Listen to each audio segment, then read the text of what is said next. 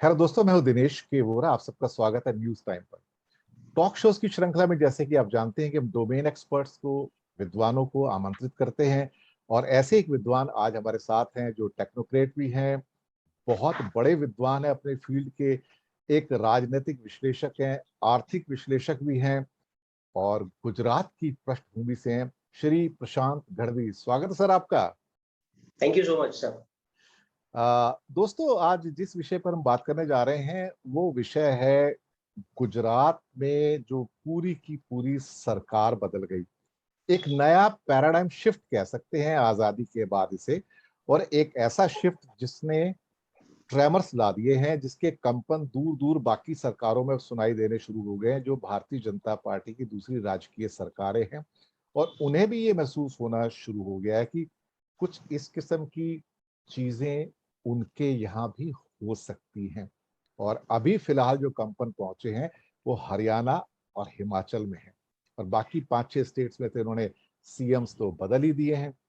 देखिए, जो भी हमारे नरेंद्र मोदी जी और अमित शाह जी करते हैं, बड़े कन्विक्शन के साथ करते हैं और बहुत शांति के साथ चीजें कहां से कहां पहुंच जाती हैं।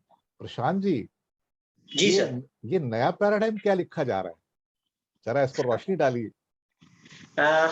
देखिए, बंधारण के तौर पर कोई भी सरकार का कार्यकाल 5 साल का होता है। जी तो मैं ऐसा मानता हूँ कि बीजेपी एक नई शुरुआत कर रही है कि कार्यकाल 5 साल का रहेगा, लेकिन टर्म अलग अलग रहेगी।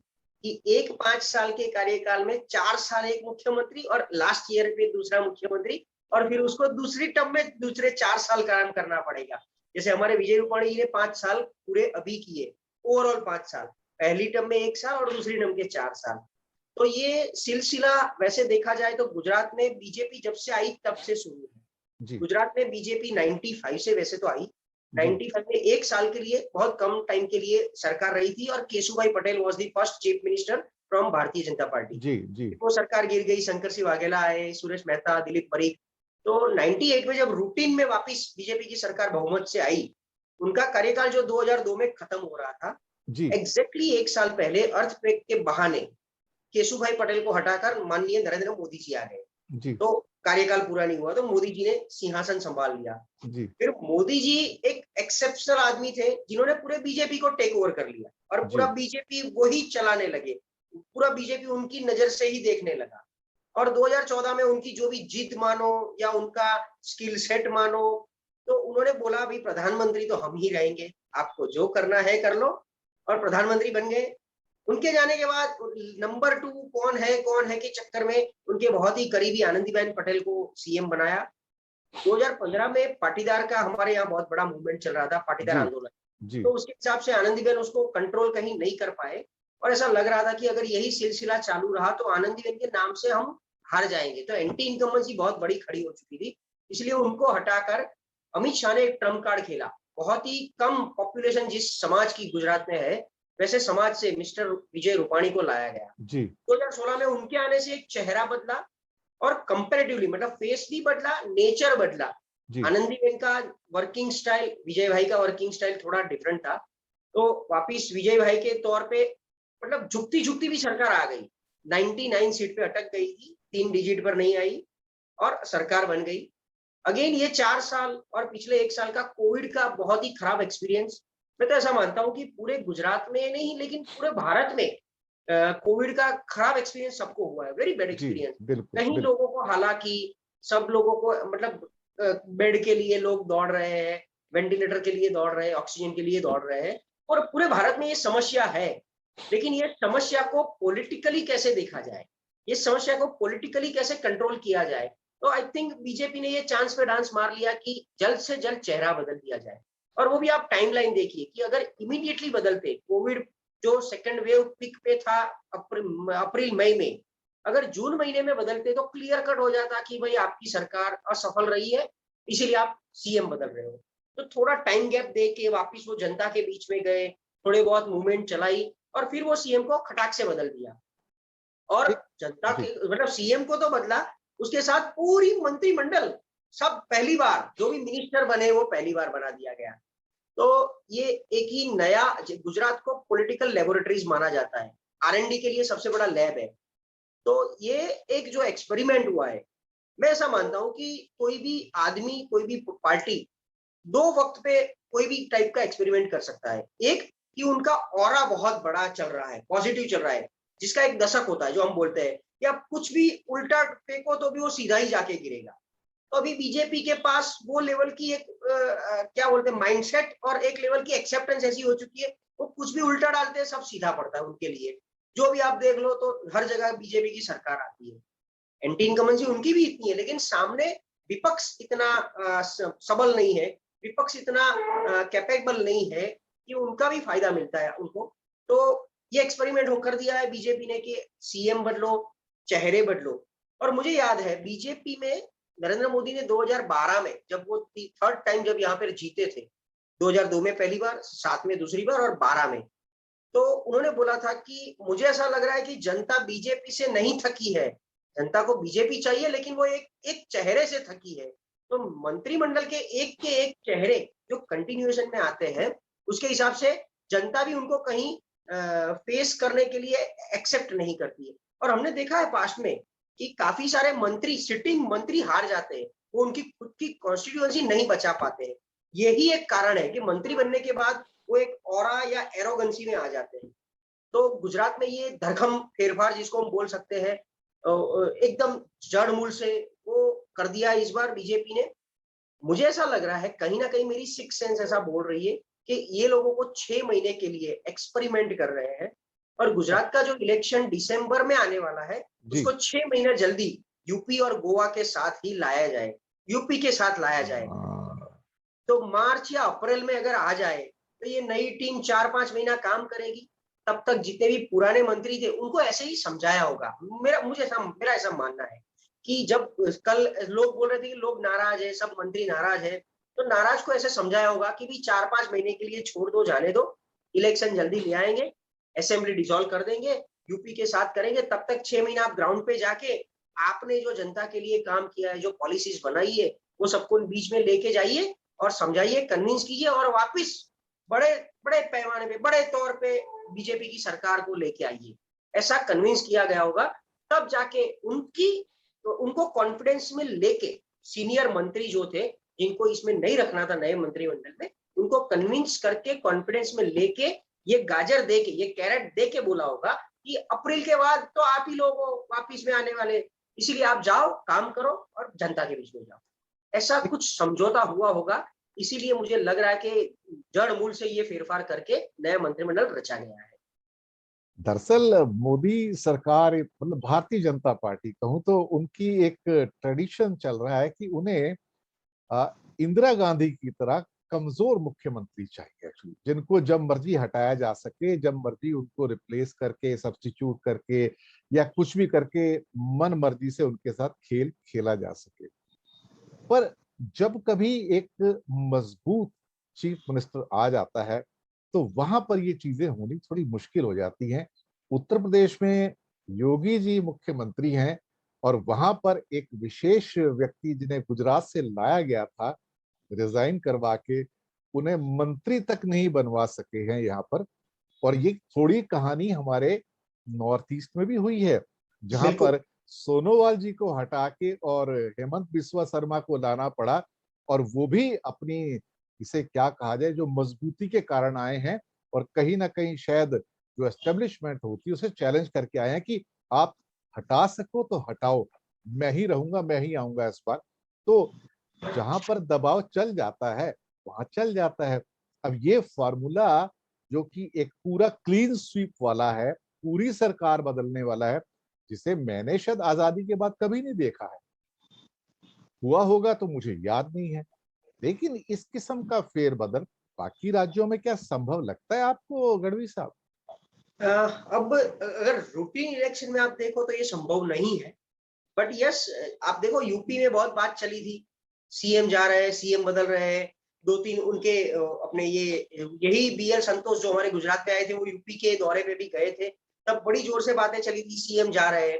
फिर सीएम साहब की एक बुक थी समाधान नाम की, वो समाधान से उन्होंने जाके समाधान कर लिया, तो सीएम नहीं बदले गए। और वो कहीं ना कहीं जनता की भी मांग थी, मुझे ऐसा लग रहा था कि योगी आदित्यनाथ को रिपीट करना वो जनता की कार्यकर की भी मांग थी।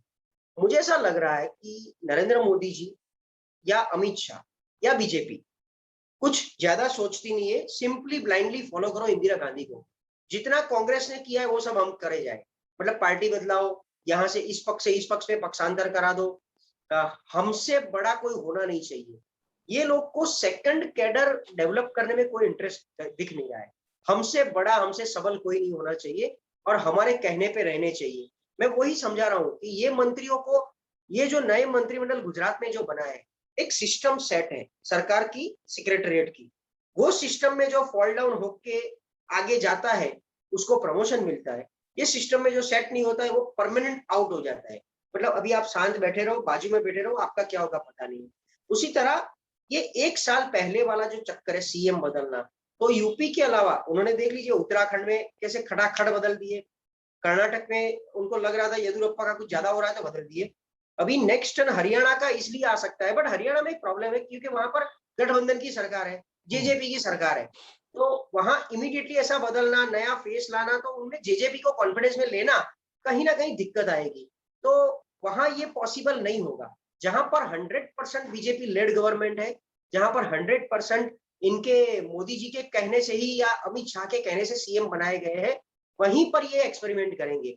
अदरवाइज तो क्या होगा कि उनके पास, उनके जो एमएलए जो नाराज हो रहे हैं उनको दूसरी पार्टी में जाने का मौका मिल जाएगा। और बाकी छोटे छोटे जो हमारे स्टेट है, अब जिस हरियाणा है, उत्तराखंड है, हिमाचल प्रदेश है, गोवा है, वहां पर रीजनल पार्टी का भी थोड़ा बहुत वजन रहता है। हमारे जी गुजरात में वो वजन इतना नहीं था, जी इसीलिए वहां चांसेस कम दिख रहे हैं। और जी गुजरात का एक्सपेरिमेंट अगर सक्सेसफुल जाएगा कि जी पूरा मंत्रिमंडल का ऐसा विस्तार करो, सब नए चेहरे ला दो, तो हो सकता है कि 22 में जितने भी स्टेट में इलेक्शन आ रहे हैं वहां पर 50% ज्यादा या 70% से ज्यादा चेहरे नए आ जाएंगे, क्योंकि सबको भी चांस देना पड़ेगा। मुझे ऐसा लग रहा है, या तो एक नया जोश, ये नया जोश भरने का रीजन ये भी है कि कार्यकर्ता की नाराजगी। कार्यकर्ता लोग ऐसा बोल रहे हैं कि अगर सब आपको ही करना है, ये पोजीशन आपके लिए एक रिजर्वेशन सीट जैसी बन गई है, तो फिर हमको क्या हर वक्त सिर्फ मतलब कुर्सियां अरेंज करने के लिए ही रखा गया है क्या? ये हम्म एक अंदरूनी कहीं नाराजगी थी, रोष था, इसीलिए एक्सपेरिमेंट किया गया है। इससे कार्यकर्ता में एक बड़ा जोश वापिस आ गया है कि भी कभी भी कुछ भी हो सकता है और हम सबको भी कभी भी कुछ भी मिल सकता है। तो इससे एक positivity with in the party develop हुई है। एक तो मुद्दे गुजरात से जो उठ रहे हैं, जो लास्ट में दो मुद्दे उठाना चाहूंगा मैं प्रोग्राम के लास्ट में।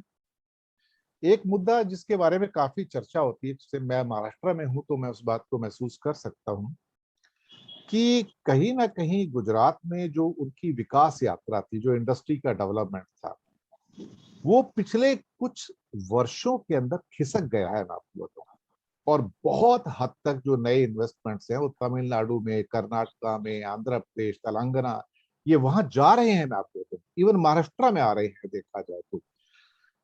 ये इसको किस रूप में देखेंगे कि जो राजनीतिक वहां पर एक लीडरशिप थी गुजरात में, क्या वो उतना एग्रेसिवली इंडस्ट्री को या उस विकास की यात्रा को प्रमोट नहीं कर पाए, और वो अपने में ही इतने खोए रहे, जहां पर उन्हें यही ध्यान नहीं रहा कि गुजरात कहीं कहीं धीरे धीरे स्लाइड होता जा रहा है वहां पर। सर मुझे ऐसा लग रहा है कि कहीं ना कहीं it was a propaganda to develop across the country. Modi ji का पर्सनल प्रोपोगेंडा कि मैं ये ग्लोरीफाइड या रोजी रोजी बातें करके पूरे देश में पहले छा जाऊं। तो 2008 से वाइब्रेंट गुजरात शुरू किया सबसे पहले। पूरे इंडिया में ऐसा वाइब्रेंट, मतलब ऐसा एग्जीबिशन कोई भी स्टेट में नहीं हो रहा था। सो वाइब्रेंट के नाम पे डेवलप हुए, सबको गुजरात वेलकम किया, और गुजरात में हम आपको बहुत बड़ी अपॉर्चुनिटी देंगे काम करने की। लेकिन वो सब कागज के भाग बन चुके थे, ऐसा मैं क्लियर हम्म, कट मानता हूँ हम्म, कि टाइगर ऑन पेपर, कि कागज पे बहुत बड़ी चीजें दिखाना, रोजी पिक्चर दिखाना, रियल सेंस पे ग्राउंड पे कोई इंप्लीमेंटेशन नहीं। या तो अगर इंप्लीमेंटेशन पे जो जाता है वो इतनी लेंदी प्रोसेस से पसार होना पड़ता है। आपको बोलते हैं कि हम आपको सब्सिडी देंगे, लेकिन वो सब्सिडी लेने में आपको 1000 चक्कर काटने पड़ते हैं। और जस्ट, मैं ज्यादा बात नहीं कर रहा हूँ, ज्यादा पास्ट में नहीं जा रहा हूँ, सिर्फ 1 महीने पहले ही सोलर की पॉलिसी पे यहाँ के बहुत ही बड़े प्रतिष्ठित प्रिंट मीडिया में आया था कि सरकार लोगों को फोन कर रही है कि भाई आप आपके एमओयू कैंसिल करा जाओ, आपकी जो पीपीपी साइन हुई है सोलर पे वो वापस कैंसिल करा जाओ जल्द से जल्द आके। तो मतलब ग्राउंड लेवल पे जो दिखना चाहिए वो दिखता नहीं है। ये तो सोशल मीडिया पे भी एक दो जोक बहुत ही घूम रहे हैं। आई एम सॉरी, मतलब मैं तो पॉलिटिकली बहुत ही न्यूट्रल बात करना चाहता हूँ, लेकिन ऐसा एक सोशल मीडिया पे हमारे यहाँ एक वीडियो वायरल है कि आपको दो चश्मे दिखाएंगे। एक चश्मे में आपको क्लियर कट ग्राउंड दिखेगा, सूखा कुछ भी नहीं है, और दूसरे पे आपको एकदम बड़ी बड़ी बिल्डिंग, मतलब व्हाइट हाउस यहाँ दिख जाएगा, आपको दुबई का अपना वो टावर बुर्ज जो है वो बुर्ज यहाँ पर, बुर्ज बुर्ज बुर्ज खलीफा। खलीफा यहाँ दिख जाएगा वही, फिर नीचे लिखा होगा थैंक्स टू मोदी जी। तो ये दो विजन जो है, वो विजन में डिफरेंस बहुत है, तो ग्राउंड लेवल की वास्तविकता बहुत ही कम है। इसीलिए इंडस्ट्री को डेवलप करने के लिए बोलना अलग बात है, इम्प्लीमेंट कराना अलग बात है, वो इम्प्लीमेंटेशन में कहीं ना कहीं कैच है। और कैच इसीलिए है, मोदी जी की एक और बात खासियत है कि वो बोल देते हैं ये करना है, फिर वो कैसे करना है, क्या रोड मैप है, क्या प्लानिंग है, वो प्लानिंग नहीं बताते हैं नीचे, अभी आप करो। अभी वो उनकी विजन से मैच होना, वेवलेंथ मैच करना, और वो स्पीड से काम करना, वो ब्यूरोक्रेट्स के पास एम्पावरमेंट नहीं है। कोई भी स्टेट का होगा, तो वो एम्पावरमेंट नहीं है, इसलिए वो अपनी गति से अपनी स्पीड से काम कर रहे हैं। तो और उनको प्रोसेस फॉलो करना है, इनको सिर्फ बोलना है। जी। प्रधानमंत्री जी हो या मुख्यमंत्री हो, उनको तो बोलना है, ऑफिशियल प्रोसेस तो उनको करना है ब्यूरोक्रेट्स को, कि इसमें क्या पॉलिसी लगती है, कितने प्रोटोकॉल लगते हैं, कितने हर्डल से पसार होना है। तो वो ब्यूरोक्रेट्स अगर नहीं कर पाते हैं तो ग्राउंड लेवल पे इंप्लीमेंटेशन नहीं दिखता है। इसीलिए मुझे ऐसा लग रहा है कि इसको चांस पे डांस मार लिया बाकी स्टेट ने, जहां पर बीजेपी की गवर्नमेंट नहीं है, इस चीज को अपॉर्चुनिटी समझ लिया कि भाई जल्द से जल्द आओ, जल्द से जल्द वेरी ईज ऑफ डूइंग की प्रोसेस करो और अपना काम शुरू कर दो। तो उसी तरीके से शायद और स्टेट में इंडस्ट्री को भी ज्यादा मजा आता है, मजा आ रही है। जैसे आप देख लो तो आंध्र प्रदेश में, तेलंगाना में आईटी या पोर्ट के बारे में जितना डेवलपमेंट हो रहा है, तो वो गुजरात में, यहाँ आईटी कुछ है ही नहीं। गुजरात में मालूम। आईटी आप देखो तो कुछ भी नहीं है। तो उसके कंपेयर में आप हैदराबाद में जाओ, मतलब आंध्र प्रदेश या तेलंगाना में जाओ, तो वहां कुछ ज्यादा दिख रहा है आपको। तो इंडस्ट्री को ईज ऑफ डूइंग जो चाहिए वो और स्टेट में ज्यादा मिल रही है कंपेयर टू गुजरात। मैं हर महीने कई बार मुझे पूना जाने का चांस मिलता है। यहाँ से मैं पास में ही है, 2 घंटे लगते हैं आने जाने में, एक्सप्रेस हाईवे से निकले और आके आप तो जानते ही हैं। लेकिन पूना जिस ढंग से विकसित हुआ है, और उसके पीछे कोई ऐसा पॉलिटिकल हैंड भी नहीं रहा है कि उसको आईटी में इतना डेवलप करना है। लेकिन बैंगलोर और हैदराबाद के बाद एक एक मेगा सेंटर के रूप में पूना जिस ढंग से आईटी में ऊपर आया है, बिल्कुल बिल्कुल। वो आश्चर्यजनक है। यही नहीं, वो पूना एयरपोर्ट जहां पे आज से 10 साल पहले दिन में 6 8 फ्लाइट 10 फ्लाइट रहती थी, आज वहां 100 100 200 फ्लाइट्स हैं। कोई जगह ऐसी नहीं जिसके लिए पूना को इंटरनेशनल कनेक्शन और डोमेस्टिक कनेक्शन ना मिलते हो। एक लास्ट प्रश्न गढ़वी साहब आपसे, यस ये सर। प्रश्न मैं कई विद्वानों से पूछता हूँ, एक एक किस्म का एक असेसमेंट करने की कोशिश कर रहा हूँ। दुनिया के बहुत सारे देशों में देखा गया और भारत में भी हमने इस उदाहरण को देखा है, जब कभी कोई एक व्यक्ति पार्टी से बड़ा हो जाता है, इतना बड़ा हो जाता है कि उसके सामने पार्टी गौण हो जाती है, या पार्टी नॉन एग्जिस्टेंट हो जाती है, और जब लोग वोट देने के लिए जाते हैं तो वो ये नहीं कहते कि मैं पार्टी को वोट देने चाहता हूं, वो कहते हैं मैं एक इंडिविजुअल को वोट देने जा रहा हूं। लेकिन जब वो व्यक्ति राजनीति से जाते हैं तो पीछे एक ऐसा वैक्यूम छोड़कर जाते हैं, ऐसा वैक्यूम छोड़ के जाते हैं, उसके बाद वो पार्टी बिखर के कितने टुकड़ों में बटती है। वो जैसे सोवियत यूनियन वाला हाल हुआ था, वो कंट्री कितने टुकड़ों में बटा है, उसकी आप गिनती नहीं कर पाते। ये वही एग्जाम्पल है जो इंदिरा गांधी वाला है, कि एक बार इंदिरा गांधी सीन से हटी, ठीक है वो राजीव गांधी एक बार बड़ी सीट ले गए, लेकिन वो मां के मरने के कारण ही ले गए थे। अदरवाइज उसके बाद जो कांग्रेस का डिसइंटीग्रेशन स्टार्ट हुआ है वो आज तक रुका नहीं है। और क्या वही संभावनाएं भारतीय जनता पार्टी के साथ भी हो सकती है? भविष्य का प्रश्न है ये।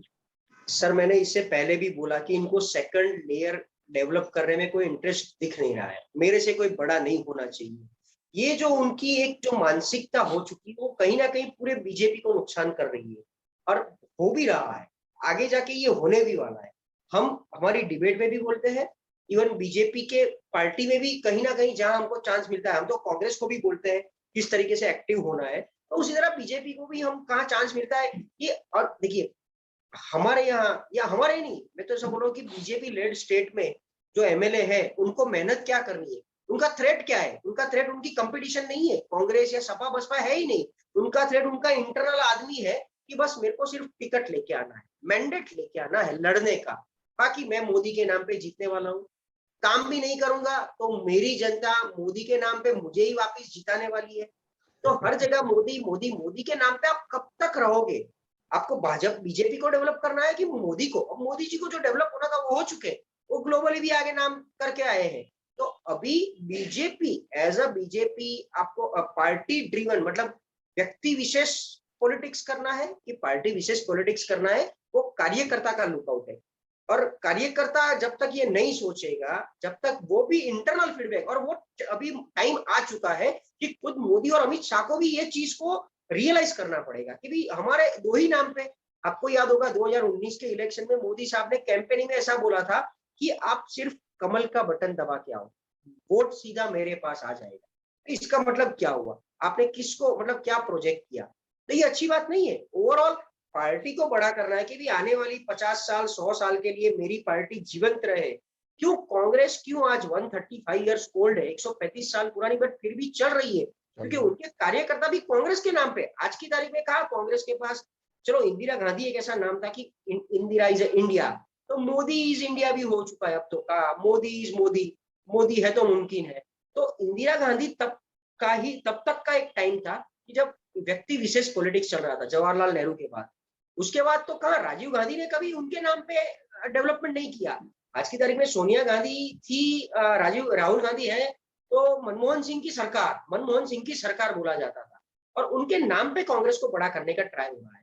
तो उसी तरह पार्टी को एग्जिस्टेंस में कितना लंबा जाना है, अकॉर्डिंगली बीजेपी को बिहेव करना पड़ेगा। वो टाइम आ चुका है, अभी समय की भी मांग हो चुकी है। ठीक है, एक बंदे से आप अट्रैक्ट हो, पूरा वर्ल्ड अट्रैक्ट हो रहा है, कहीं यूथ को ज्यादा उसमें पोटेंशियल दिख रहा है, पर उसका मतलब ये तो नहीं कि ये व्यक्ति नहीं रहेगा। देखिए आज समय का कोई भरोसा नहीं है। मैं भगवान को प्रार्थना करता हूँ उनको भी लंबी आयु दे, लेकिन आज समय का कुछ भी हम हमारे सामने कितने लोग कोरोना में इसमें उसमें जा रहे हैं, तो कल उठ के इनको कुछ भी मतलब भगवान 100 साल बनाए लेकिन कुछ भी हो सकता है। तो फिर उस सेकंड कौन?